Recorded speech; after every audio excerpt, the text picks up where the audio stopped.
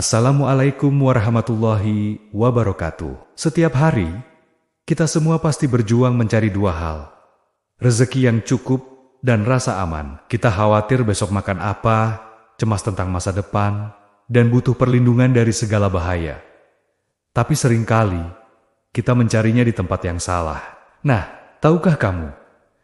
Ada satu surah super pendek dalam Al-Quran, cuman 4 ayat, yang menyimpan kunci rahasia tentang rezeki dan rasa aman. Itulah surah Quraisy. Mari kita bongkar 4 pelajaran mengejutkan dari surah ini, yang mungkin belum pernah kamu sadari.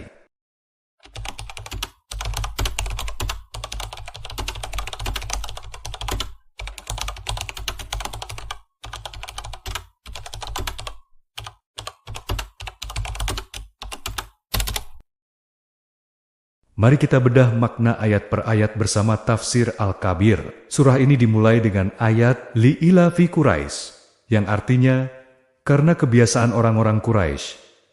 Kata li di awal ayat ini bisa berarti sebab atau karena kekaguman.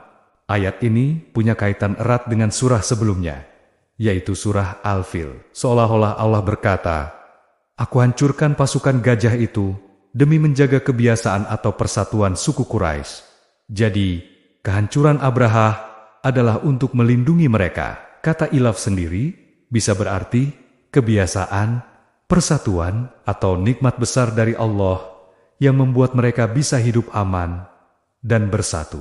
Lalu, kebiasaan apa yang dimaksud? Ayat kedua menjelaskannya, ila fihim rihlata syita iwasif, yaitu kebiasaan mereka bepergian pada musim dingin dan musim panas. Ini merujuk pada 2 perjalanan dagang besar yang menjadi sumber kehidupan suku Quraisy. Di musim dingin, mereka pergi ke Yaman yang hangat. Sedangkan di musim panas, mereka menuju ke Syam atau Suriah yang lebih sejuk.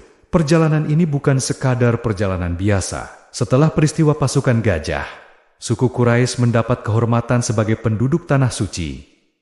Siapapun segan mengganggu mereka. Jadi, mereka bisa berdagang dengan aman, tanpa takut dirampok di tengah jalan. Keamanan ini adalah jaminan langsung dari Allah.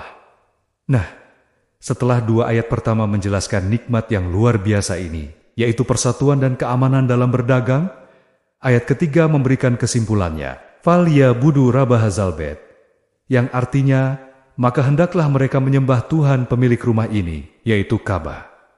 Ini adalah perintah yang sangat logis. Allah seakan berkata, "Wahai Quraisy, aku sudah berikan kalian keamanan. Aku hancurkan musuh yang mau merusak rumahku dan mengancam kalian. Aku mudahkan rezeki kalian lewat perjalanan dagang yang aman. Sebagai balasannya, sembahlah aku, Tuhan pemilik Ka'bah ini." Penyebutan rumah ini sengaja untuk mengingatkan mereka pada Ka'bah dan keajaiban yang melindunginya. Ayat terakhir, ayat keempat, merinci 2 nikmat puncak yang Allah berikan. Alazi atamahu minju wa amanahu min khaf, artinya yang telah memberi makan mereka untuk menghilangkan lapar dan mengamankan mereka dari ketakutan. Nikmat makanan datang dari hasil perdagangan mereka yang lancar.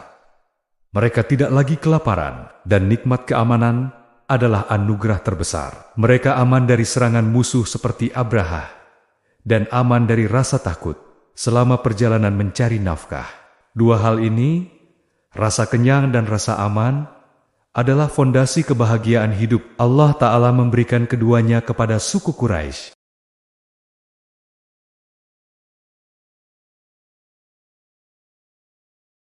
Pelajaran pertama, surah Quraisy ini ternyata seperti sequel dari surah sebelumnya, yaitu surah Al-Fil. Ingat kisah pasukan gajah yang dihancurkan Allah Subhanahu wa Ta'ala? Peristiwa itulah yang menjadi penyebab langsung nikmat besar bagi suku Quraisy. Logikanya begini, kalau Allah tidak melindungi Ka'bah dari pasukan gajah, maka pusat ekonomi dan kehormatan suku Quraisy pasti hancur lebur. Perjalanan dagang mereka yang aman dan reputasi mereka sebagai penjaga Ka'bah bakal lenyap seketika. Jadi, surah Al-Fil adalah kisah tentang bagaimana Allah memberi perlindungan, dan surah Quraisy adalah tentang bagaimana seharusnya kita bersyukur atas perlindungan itu. Pelajaran kedua, branding spiritual adalah kunci sukses bisnis suku Quraisy. Ayat pertama dan kedua surah ini menyebutkan kebiasaan suku Quraisy melakukan perjalanan dagang ke Yaman saat musim dingin dan ke Suriah saat musim panas. Yang luar biasa bukan perjalanannya,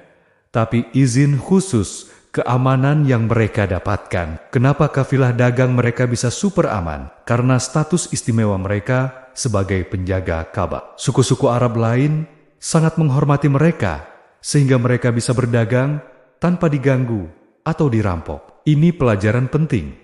Reputasi dan kepercayaan yang lahir dari amanah ternyata bisa menjadi fondasi kemakmuran yang nyata. Pelajaran ketiga, ada satu kata kunci yang sering kita lewatkan, yaitu ilaf. Kata ini bukan cuma berarti kebiasaan, tapi juga punya makna kesatuan atau keharmonisan. Artinya, nikmat yang Allah berikan bukan hanya kemudahan perjalanan dagang, tapi juga anugerah persatuan di antara suku Quraisy sendiri. Tanpa kekompakan internal, sistem ekonomi mereka yang hebat itu pasti runtuh dari dalam.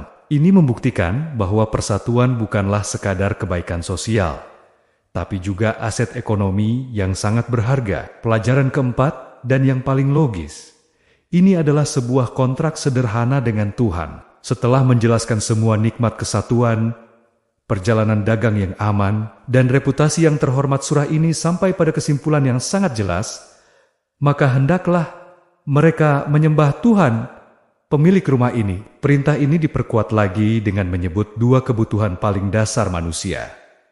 Diberi makan untuk menghilangkan lapar, dan diberi rasa aman untuk menghilangkan takut. Logikanya sederhana.